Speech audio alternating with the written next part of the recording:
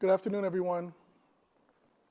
So I have the distinction of the privilege of following very inspiring speakers. I was in my seat just learning so much about the history of Chicago, food, education, and just thinking, wow, there's a lot of connections that need to be made here. There's a lot of opportunities here for our young people. And I have to come and give you guys some depressing information. So I apologize for that, but again, this is something that Chicago is known for, right? So for those of you who travel around the country, travel internationally, one of the first things people mention in the same sentence about Chicago, when you say, I'm from Chicago, some of you might hear about violence. Al Capone. People still bring up Al Capone. It used to be Michael Jordan, right? Nowadays, it's not even Michael Jordan anymore. It's these headlines, right? So I showed this clip because at the heart of what our children are facing, and again, there's so many opportunities out there, they don't feel connected, and their family structures don't support them in a way that they can take advantage of these opportunities. So this is a map of Chicago. Last year, 516 killings. I mean, it went up a little bit last year, but pretty much it's around 450, 500 killings every year. And some of the usual pictures that you see. So you see the memorials with the candles and the flowers. You see the taping off a crime scene. You see the ambulances. This is, in some neighborhoods, this is typical pictures. This is what we see all the time. Young people going to school, this is what they see. They're signing these memorials on the way to school. These are some of the headlines. Last year, the media did a great job of Monday morning, you could catch the whole total for the weekend. 45 shot, 12 shot, 4 dead. This is what we saw. And this has really brought a lot of attention to it. So friends on Facebook are like, what's going on in Chicago, right? Actually, violence has gone down compared to 15 years ago. But because, we have to be more resensitized to it. And it's like, you know what? We could have 500 now, we had 1,000 before. It's too many now. It's too many. Multiply that by 4, that's the number of shootings that take place annually. So we're talking about 2,000 shootings that are taking place. The last major incident that just happened at the park a few weeks ago, 13 shot, 3-year-old boy shot in his face. This is what we're seeing all the time.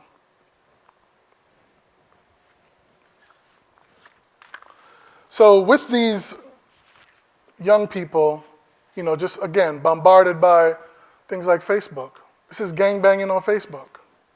So you're going on Facebook, you're talking to your friends now, it's like there's threats that are happening on Facebook, there's shootings and killings that are taking place because of conversations that are happening on social media. So you can't get away from it as a young person. Dealing with risk factors, poor behavior control, use of drugs or alcohol by young people or their parents, family involvement in violence. I mean, we have young people that their grandparents are gang members. Just imagine that. Some of us, our grandparents were lawyers, and we became lawyers because that was the lineage of our family. And some, you're a gang member because this is what you're raised to be. This is the culture of your family. And when you on the outside look at it, why are those kids doing that? Don't they know they could go over here and go to school? It's not that simple. So here are some of the forms of violence: domestic violence, dating violence. These are things that young people are bombarded with every day. Violence in the home, violence outside of the home, violence in school. I'm walking home, I'm seeing things, I can't get away from it. Effects of trauma, psychological effects, academic setbacks. The schools could be great. I can't function in the school because I'm worried about getting my butt beat later on the way home, or at lunchtime, or watching my mom, and I have to think about that, and I have an exam coming up, and I have to focus on that. Suck it up. Youth are expected to process. So these things that they see every day, these shootings and killings that are happening and these threats, process, regroup, and function. We don't care about how you do it. Get it done. When you come in my classroom, you have to perform a certain way. When you come on the football field, you have to perform a certain way. I don't want to hear anything else. When you come to this job, you have to perform a certain way. I don't want to hear it. If you can't do it, somebody else will do it. It's totally the responsibility of the young person. That's the way it is now. Protective factors, good academic standing, yeah, these things are great to have. Frequently shared activities with parents, and my favorite, consistent presence of parent doing at least one of the following. Think about if we had this, right? When awakening, when arriving home from school, at evening mealtime, or going to bed, that you had someone, an adult in your family with you at those times. That would be great if you had that. And most times I've had that. My story, I've been very fortunate. What are some of the solutions? Caring adults. Doesn't have to be someone that is in your family, somebody else. I had a father at home, but I had so many other people, coaches, park supervisors, friends, parents, other people I could talk to. I was very fortunate. Some people don't have anybody else they can talk to. Youth friendly. We have to be able to engage young people on their terms, meet them where they are, and design programs for them. Get their input. Family support, opportunities, mental health services. The future, we have to focus on mental health. There's unaddressed trauma that's there that some people will never get over. Just think about, as a clinician, some adults won't waste any time to come in and get some help, someone to talk to, and you feel better. Some young people don't have that. Males, forget about it, they're not talking. Patience and persistence. We have to be patient. Not going to see these changes overnight, but we have to be persistent at the same time. And all hands on deck. There's so many beautiful things that are happening here, so many great conversations that are happening here at Chicago Ideas Week. The connections.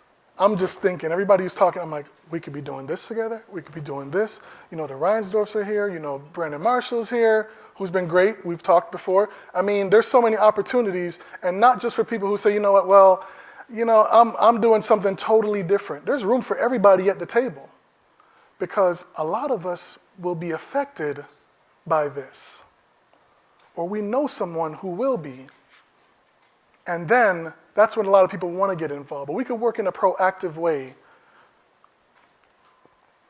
The Boeing Company has funded this initiative called the Peace Hub, and that's something that we're working on.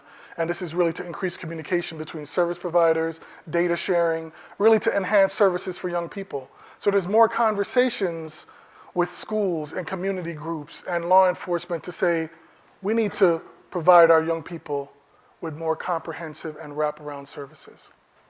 Now, I was inspired before I came up here.